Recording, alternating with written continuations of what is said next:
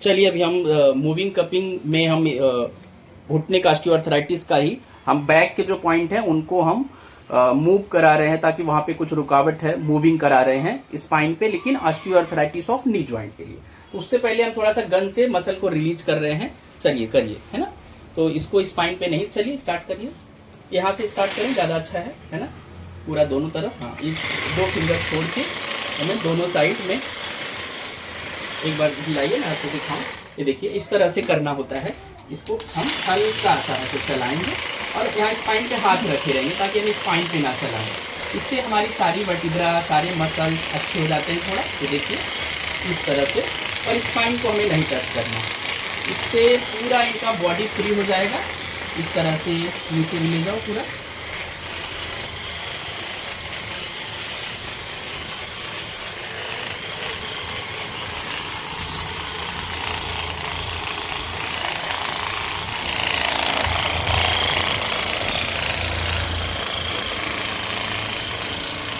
ठीक है, अभी हम बंद कर देंगे। इससे हमने जस्ट रिलैक्स करवाया पूरे शरीर को। अब इसको बंद करके गन को रख देंगे। अब हम करेंगे अब ऑयल एप्लीकेशन। ऑयल एप्लीकेशन करना है हमें स्पाइन पे।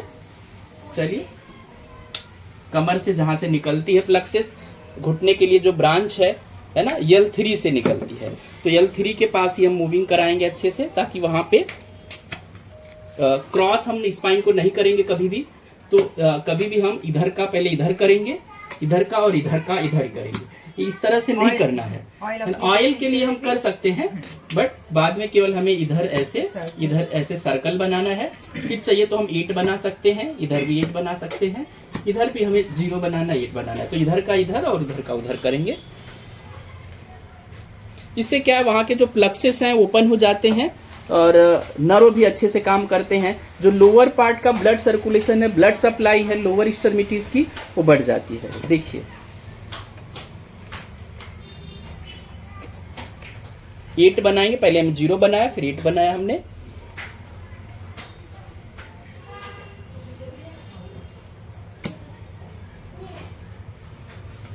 और अब इसके बाद अगला हम लास्ट वाला केवल बाहर बाहर लाके छोड़ देंगे सबको, है ना। हाँ, इस तरह से एक बार मैं दिखाना चाहूंगा बाहर की तरफ, ताकि ठीक है इस तरह से कर। हाँ, स्पाइन के साइड से ही उठाना है, बिल्कुल स्पाइन से नहीं, एक फिंगर साइड में स्पाइन से। हाँ, वैक्यूम की आवाज आनी चाहिए थोड़ी। हाँ, परफेक्ट, सुपर। यहाँ का हो गया। अब ऐसे ही करेंगे आप नी के पीछे, जो हमारा पॉइंट होता था वहां पे भी करना है। और अब नी के पीछे कर दें। हीट ज्यादा तो नहीं लग रहा है पेशेंट को? हीट ज्यादा तो नहीं लग रहा है? हाँ, ठीक है। तो अब घुटने पे कर देंगे, घुटने के पीछे, बैक ऑफ द नी। यहाँ पे भी पॉइंट आते हैं। अगर ये पीछे से भी कुछ पेशेंट में देखा गया है कि पीछे से जाम हो जाता है, इसीलिए वो बेंड नहीं कर पाते, मोड़ नहीं पाते हैं। तो अगर ये मसल जब फ्री हो जाएगी पीछे पोप्लाइटल क्रीज में, तो फ्लेक्सिबिलिटी, उसकी जो मोमेंट है कहीं ना कहीं, वो नी का फ्लेक्सिबिलिटी बढ़ जाएगी। ठीक है, तो देखिए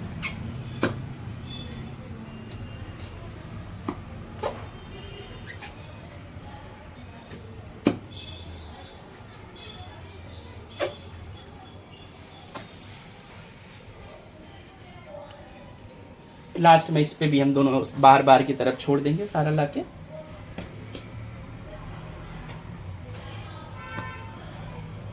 ऐसे अब हम दूसरे पैर में भी करेंगे।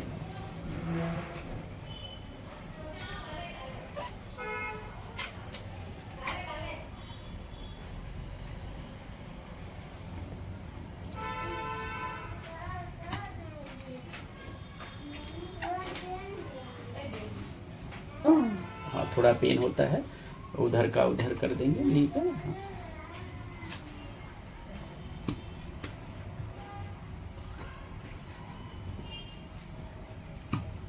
इससे बहुत ही रिलैक्स होता है, क्योंकि एकदम से रिलीज हो जाता है सारा जो अट्रैक्शन था, मसल टाइट हो रही थी घुटने से। जो चलने की जो अभी बाद में जब हम करने के बाद चेक करेंगे, पेशेंट की चाल ही बताएगी कि बहुत अच्छी है। अभी थोड़ा इंफ्रारेड को हम बैक पे भी देंगे, तो लाइट को थोड़ा शिफ्ट करो आगे। तो इसी वाले पोर्शन को कवर करना है। इसमें इसको हम यहाँ से कम ज़्यादा भी कर सकते हैं, थोड़ा सा कम कर दो चाहिए तो यहाँ से कम करके दिखाओ। हाँ देखिए, इस तरह से कम ज़्यादा पेशेंट के सिस्टम के हिसाब से हमें कम ज़्यादा करना होता है। तो वहाँ पे स्विच रहता है इंफ्रारेड में, तो आप कम ज़्यादा भी कर सकते हैं। तो पेशेंट को ज़्यादा लगे तो हमें कम कर देना है, कम लगे तो वहाँ से बढ़ा देना है ना। तो इस तरह से एंगल हम वही सेट कर लेंगे कि एकदम वहीं पे लगे जहाँ पे प्रॉब्लम्स है। फिर यहाँ देने के बाद थोड़ा नी के पीछे दे देंगे और इस तरह से यह प्रोसेस भी कंप्लीट हो जाएगा। तो यह भी आपने स्टेप देखा। तो अगर घुटने में दर्द है तो हमें विटामिन D3, कैल्शियम, B12 ये सारी जांचें भी करानी चाहिए। यूरिक एसिड नहीं बढ़ रहा है ये भी देना चाहिए। और साथ में हर मरीज को कुछ ना कुछ टिप्स देना होता है। तो जैसे कैल्शियम वाली चीज़ें ज़्यादा खाए, सन रेस में बैठे, सुबह सुबह धूप ले, धूप में थोड़ा ऑयल लगा करके बैठे। और रागी अच्छा होता है ना, नाचनी जो होता है उसका रोटी खाए या मखाना खाए। और क्या क्या कैल्शियम के सोर्स होते हैं अफरोज, आप बताएंगे? कैल्शियम के लिए आपको सबसे पहले प्रॉपर डाइट फॉलो करनी है, वॉकिंग एक्सरसाइज करनी है, और कोई भी चीज करने से पहले आपको है ना डाइटिशियन का फॉलो जरूर रखना बिल्कुल चाहिए। अगर प्रॉपर डाइट नहीं होगा या प्रॉपर खाना पीना नहीं होगा तो भी ये सब डिजीज हो सकती है, सब पेन्स आ सकती है। और ओवर फैट की वजह से भी प्रॉब्लम आती है। तो और आप को भी कम करेंगे। चना होता है वो भी अगर एक अपनी रूटीन डाइट में भी ले लेते तो बहुत फायदेमंद है। ब्लैक चने को भी आप सोक करके रात में रखो और उसको मॉर्निंग में आप खाते हो तो उसके लिए रिजल्ट बहुत अच्छा है। कैल्शियम बढ़ाने का सबसे मेन रोल चना ही है। Thank you. काफ़ी सारी चीज़ें ऐसी हैं, है ना, जैसा कि इन्होंने बताया।